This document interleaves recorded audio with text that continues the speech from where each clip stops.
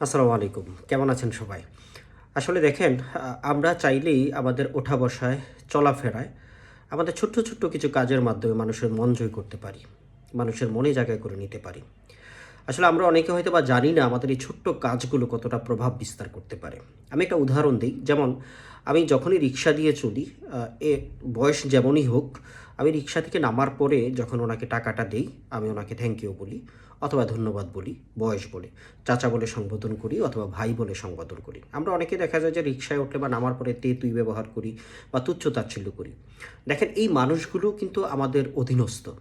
এই মানুষগুলো যদি এই পেশায় না আসতো, তাহলে হয়তো আপনাকে বা আমাকে অনেক কষ্ট করা লাগতো। এখন তারা কষ্ট করে এই পেশায় আছে বলেই আমরা কিন্তু আরামে চলতে পারি। হয়তোবা আল্লাহ পাক আমাদেরকে তৌফিক দিয়েছেন, আমরা রিক্সায় চড়ি আর তাদের থেকে তৌফিক না দেওয়ার কারণে তারা রিক্সাটা চালায়। আমি কিন্তু সেই রিক্সার চালক হইতে পারতাম। সে কিন্তু আজকে রিক্সায় বসতে পারত। ঠিক এরকম ছোট্ট, ছোট্ট কাজ। আমি এটা শুধুমাত্র আমার শো অফের জন্য বলছি না। দেখেন, আমি এই কাজটা সবসময় কেন করি? আমি দেখেছি যখন রিক্সা ভাড়া দেওয়ার পরে হাসিমুখে আমি থ্যাংক ইউ বলি যে, "থ্যাংক ইউ চাচা" বা "ধন্যবাদ চাচা, থ্যাংক ইউ ভাই, আপনি কষ্ট করে এনে দিলেন।" এটা বলার পরে আমি তো ওনার মজুরি দিলাম। কিন্তু মজুরি দেওয়ার পরে যখন আমি এই কথাটা যোগ করি, ওনার মুখে একটা হাসি ফুটে বা উনি আত্মতৃপ্তি পান। এটা হচ্ছে আমাদের অধীনস্থ যারা আছে, যে ছোট, ছোট মানুষগুলো, আমার ধরেন বাসার কাজের ছেলে বা কাজের মেয়ে, রিক্সা চালক বা কেউ কাজ করতে আসলো অথবা কোনো ভিক্ষুক বা অধীনস্থ বা নিম্ন শ্রেণীর যে মানুষগুলো বা অধীনস্থ যারা আছে, তাদের কোনো কাজ করার পরে বা মজুরি দেওয়ার পরে তাদের সাথে যদি একটু ভালো ব্যবহার করি, তাদের সাথে হাসি মুখে কথা বলি, তাহলে এই মানুষটা আপনাকে মনে রাখবে।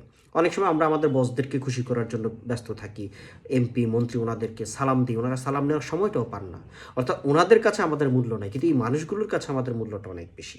আপনি আপনার নিম্ন স্তরের যে মানুষগুলো বা আপনার অধীনস্থ যে মানুষগুলো, তাদের সাথে যদি সুন্দর আচরণ করেন, এই মানুষগুলো কিন্তু যুগ, যুগ ধরে এটা মনে রাখে এবং মন থেকে একটা দোয়া কিন্তু আসে।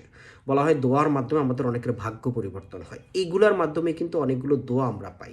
একজনকে খাইয়ে, একজনের সাথে ভালো ব্যবহার করে, একটা হাসি দিয়ে, একটা কাজ সহজ করে দিয়ে, আমরা কিন্তু ভালোভাবে এই আচরণগুলো করার মাধ্যমে আমরা যেমন নিজেদেরকে প্রকাশ করতে পারি, আমাদের বংশ পরিচয় বা আমি কোন ধরনের মানুষ, আমি কি করতে চাই, এই বিষয়গুলো আমরা খুব সহজেই কিন্তু মানুষের সামনে ফুটিয়ে তুলতে পারি।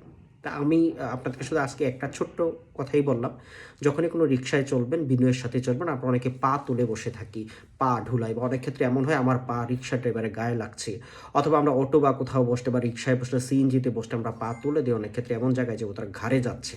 এইটা একটু মাথায় রাখবেন। আসলে এই মানুষগুলো আজকে হয়তোবা আল্লাহ পাক উনাকে এই অবস্থায় রেখেছেন বিদায়, উনার এই অবস্থায়। আল্লাহ চাইলে এই জায়গাটাতে আমাকে রাখতে পারতেন, আপনাকে রাখতে পারতেন। আল্লাহ তো ভালো রেখেছেন, আমরা শুকরিয়া আদায় করি। আর এই মানুষগুলোর প্রতি আমরা একটু ভালো ব্যবহার করি। ধন্যবাদ, তারপরে হচ্ছে হাসিমুখে কথা বলা, তারপরে হচ্ছে যদি আমরা কোনো কিছু খাই রিক্সায় বা সিএনজি অটোতে, সম্ভব হইলে ওনাদেরকে সেটা থেকে শেয়ার করা। সম্ভব হলে ২ টা নেওয়া, যদি দাম কম হয় অথবা বেশি হইলেও কমপক্ষে যেন আমরা ওনাকে একটু সমাদর করি বা বলি যে, "ভাই আমি এটা খাচ্ছি, আপনি একটু খান।" একটু শেয়ার করেন। দেখবেন এই মানুষটা খুব খুশি হবে। অর্থাৎ এই ছোট্ট, ছোট্ট কাজগুলোর মাধ্যমে আমরা কিন্তু তাদের প্রতি সহানুভূতি দেখাতে পারি। কারণ ইসলামে এটা বলা আছে যে, আপনি যখন আপনার অধীনস্থদের প্রতি সহানুভূতিশীল হবেন, তখন আল্লাহ পাক আপনার প্রতি সহানুভূতি দেখাবেন। তো আমরা এই কাজগুলো করব এবং এগুলো আমরা ছড়িয়ে দিব।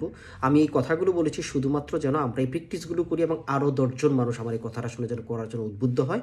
তো আপনি এই কাজগুলো করবেন এবং যদি সম্ভব হয়, আমার এই কথাটা ভালো লাগে, আপনার এটা যেন আরও ১০ জন শুনতে পারে বা আরও ১০ জন যেন এই প্র্যাকটিসটাতেও মানে প্রত্যয়ী হয় বা আগ্রহী হয়, সে ব্যবস্থাটা করবেন। ভালো থাকবেন। আসসালামু আলাইকুম।